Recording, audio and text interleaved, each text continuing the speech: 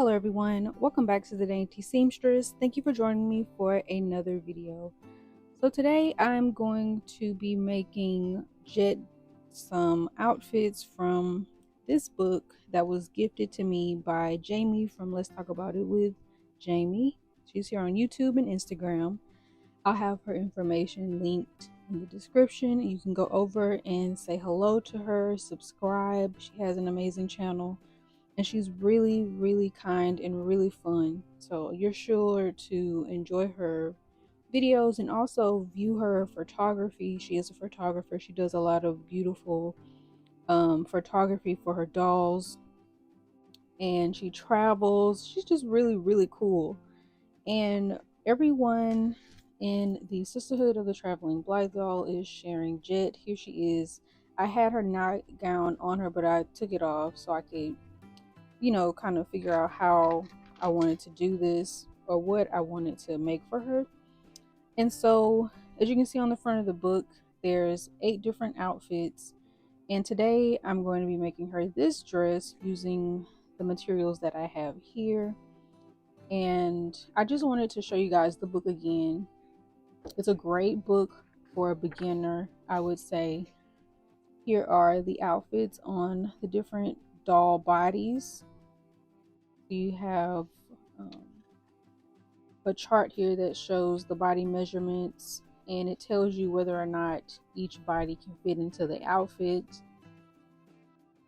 It has basic sewing, so it shows you and teaches you how to do the basic sewing, the basic techniques on how to put snaps, pressing fabrics, doing running stitches, sewing hook and eyes, all sorts of things. So I think this is a great book for a beginner.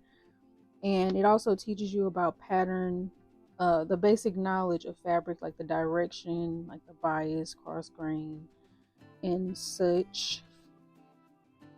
And then it shows you how to read the pattern symbols. And then it goes on to the patterns and the instructions. And I love that they have picture instructions, so you can see exactly how to do it. And I also think they have tutorials on their YouTube channel. So yeah, you can head over there. It's Little Amelie, I think that's how you say it, Little Amelie. The dresses too. There's several other books by this maker. And yeah, so today we're going to be working on this one. So all I did was took this pattern book. I did not want to press it hard, but I had to be able to get this to print out. I used cardstock paper so my patterns will be a little more durable. You can see there's 1, 2, 3, 4, 5, 6 pieces. Some of them you have to cut twice, some of them once. And when you copy this in your if you use a copier, it's 100% scale. So, and it already has seam allowances included, so you don't have to worry about that. So yeah, these are the materials that I'm going to use for the dress. I have several different types of lace for the wrist and the neckline ruffle. Several different ones because this fabric, I have all of my threads that match the fabrics and trims and stuff. The ribbon, this will be for the blouse portion of the dress, which is not even really a full blouse. It's a one piece. So the sleeves are connected to the dress and the little bib portion is connected to the front of the dress. But I'll be using this dark green with pink and like a berry colored floral. There's some like tan and cream. I thought this was really beautiful for the fall time, and also even transitioning into spring, she could still wear it in January if she likes.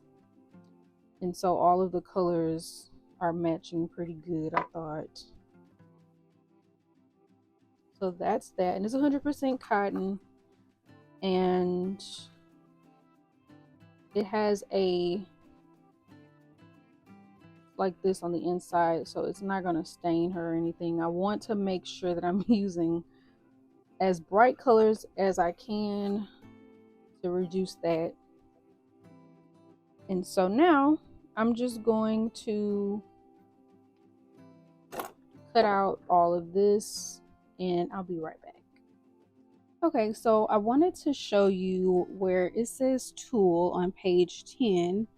It says flower printed cotton fabric, purple cotton fabric, black tiny ribbon 3mm, snaps or Velcro, black ribbon, lace, one side adhesive inner lining cloth, so like an interfacing, hand sewing needles, sewing machine, pins, fabric, scissors, fabric glue, fray stopper glue, thread, iron, and fabric marker are the tools that you will need. I see a lot of the times it says fray stopper glue. The glue is fray check. It does stop the fabric from fraying on the edges. It keeps them from peeling out, and you don't really have to use a whole lot. You just touch up the edges, or like here on the 6th part, you're just going to add a little bit at the neckline where you're going to cut. And so now I went ahead and cut out the pattern pieces, and we're going to get to cutting out the fabric now. Okay, so I have cut out all of the fabric pieces. So for the back, it has to be mirrored, so make sure that you're cutting 2 pieces right sides together. As you see here, there's several markings, 2 to indicate where you will put your snaps if you choose to use snaps, and then also a stopping mark that you're going to sew from that mark to the hem, or to the hem to the mark, however you want to. And this is so that your doll can be able to fit into the outfit. It has the seam allowances that are already marked, and then it also gives you a grain line, which is what you will follow to make sure that your pattern in your dress comes out right and the fit is right. Also make sure that you're reading the labeling that they have. It lets you know whether you're going to cut 1 or 2. So we're cutting 2 here. I cut 1 of the front, 1 of the facing for the neck. There's going to be 2 sleeves, of course, and then 1 ruffle for the bottom on the fold. That is what this little half circle target mark is. It lets you know that. And then the little squiggle lines in the seam allowance lets you know that that's where you're going to do the gathering for making the ruffle. And so I went ahead also and marked all of the seam allowances. And now I'm getting ready to do step 1. Step 1 says draw 4 straight lines on the chest piece. Each line is 7mm apart. And then it says chest piece right side of fabric. So we're making the pin tucks now, and on the right side of your piece of fabric, you are going to be making these lines from top to bottom of your fabric. And then also the piece of fabric needs to be taller than your pattern piece, so that way you'll be able to lay it down and trace out the pattern. Also, if you need 7mm and you don't have an ruler, if you have a what is this thing called, a measuring tape, and on the back it should have the inch and the centimeters, and the is just going to be these little increments here. So just take, what I did was I took my measuring tape, I counted out those little increments until it got to 7, and I marked, and then 7, and then 7. And I took my other ruler and just went, traced out the line. Step 2 says chest piece right side of fabric. So on the right side of the fabric still, it says fold the fabric by keeping the ridge away from the 1M right line. Then sew along the dash line. Repeat the same steps each line until the left line. So what it looks like is happening here is you're going to measure out 1mm here, and you're going to make a fold, and you're going to stitch on the lines that we just drew. for this side, for this line, and then for this one. So in here you're going to fold out again and sew it on this line. And then once you get to this side, you're just going to sew on the opposite side. You're going to fold it out this way and stitch. I've marked out 1 mm from the dash line, which is going to be this line on the left. So on both of these lines, I'm going to stitch here and I'm going to stitch here. And this little line here is where I'm going to make the fold. So I'm just going to fold right here on the line that I made to the right of the dash line, or the stitch line. That's what I'm going to call it, because that's what we're going to be doing, stitching on that line. Okay, so I have my piece of fabric and the lines matched up right where the needle will be stitching, and I'm trying to put it where you guys can see it, but also where I can see it. So I'm going to go ahead and stitch this on a time lapse, and then we can move on to the next step. Step 3 says chest piece right side. So we're still on the right side of the fabric. Iron the pin tuck lines, press 2 lines to the left side and 2 lines to the right side. Draw the pattern of the chest. So I did complete the pin tucks. I think they came out pretty nice, and I did iron them, 2 to the right, 2 to the left. And so now I'm just going to line up. Oh goodness, I did complete the pin tucks. They look pretty nice, and I did iron them as the book says. And now I'm going to take the pattern and line it up, matching the lines on the edges like so, making sure that it's centered properly. There isn't really a center line to help you guide, but you just want to use these lines here and for the bottom, and I'm just going to trace that out and then cut that pattern out. Now I'm not sure, it says that the seam allowance is already included, and I'm hoping that it is for this one because it doesn't indicate any seam allowance, so we'll see how that goes. Step 4 says snip on the curves of the front piece, apply fabric glue, and fold the edge 3M. So I have the front piece here and I have all of the markings marked. So in the inside here, I'm just going to snip in the corners a little bit, not through the line, but to the line. And then I'm just going to fold them over.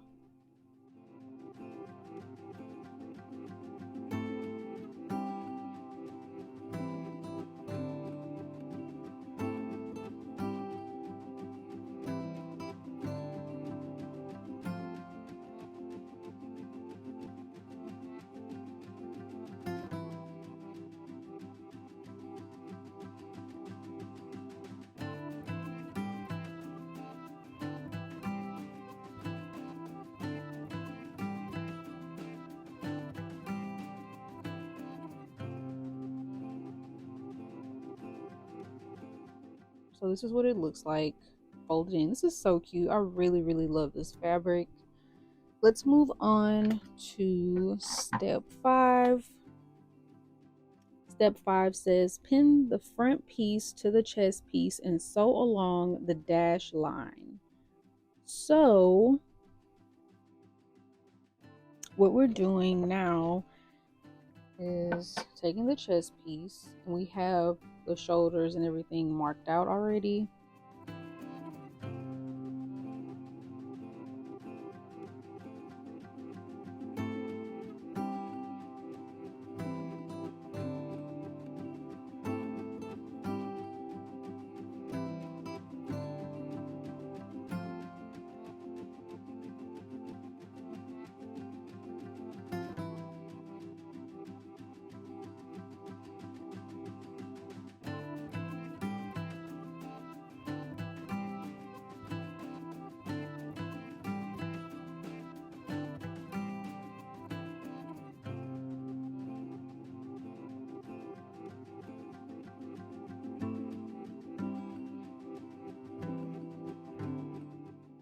Alrighty, so the next few steps is applying fray stopper glue on the neckline of the chest piece. You must wait till the glue dries and then cut the fabric along the neckline. And then step 7 says front piece. This is on the back side of the fabric. Cut the surplus cloth of the chest piece out away from the fray stopper glue on the edge. So we're just going to be cutting outside of the stitch line and cutting all of this extra fabric off and from across the shoulders and here. And the reason they want you to put the fray stop here is so that the stitches that we made for the pin tucks don't come loose. So I'm going to do that, but I want to read some of these other steps too. So after we do that part, step 8, we're going to join the front and back pieces together by the shoulder, and then we're going to spread the seams, press them open. So I'm going to go ahead and do those on camera, and then we'll move on to the next steps. So what I have now is this, and it looks super duper cute.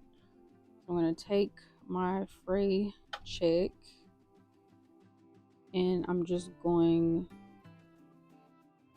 to go around this neckline. Ooh, I don't want all of this pouring out so much. So I just want to tap a little bit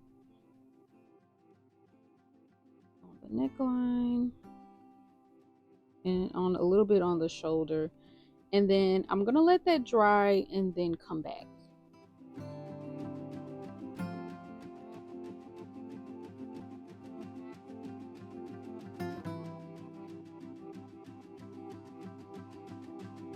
Now I'm going to go ahead and stitch the shoulder seams together at 3 mm seam allowance.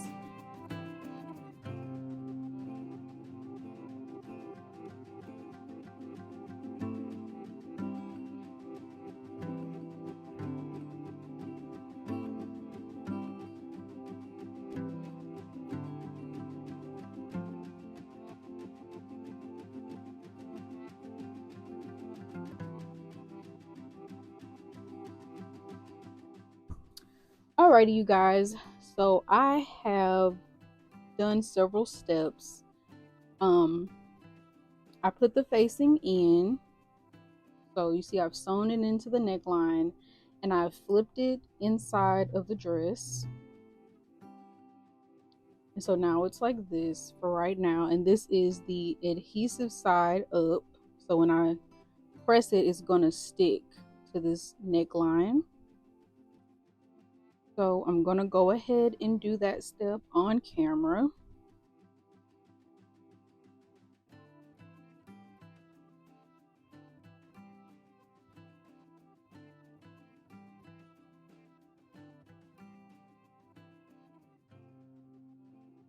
Step 12 is going to be adding the lace trim to the wrist of the sleeve piece.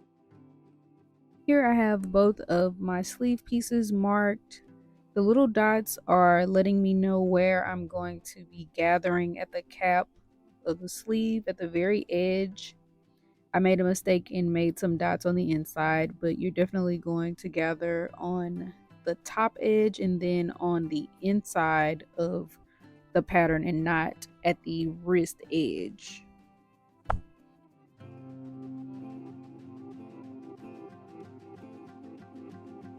So I took the liberty of skipping ahead a little bit and did all of the gathering stitches that I needed to help this move along a bit more faster. So I gathered the top of the ruffle. Well, I stitched the gathering stitch. So it's right in the middle of the seam allowance. There's a dot here on one end, and then there's another dot here. You see the stitch in the seam allowance. And then I gathered, stitched the sleeve here on the inside of the pattern, and also here down at the wrist there's a gathering stitch, and all I did was switch I'm switching the length and the width to 3, and then over on the top of the machine, I'm going to be switching the tension to 4.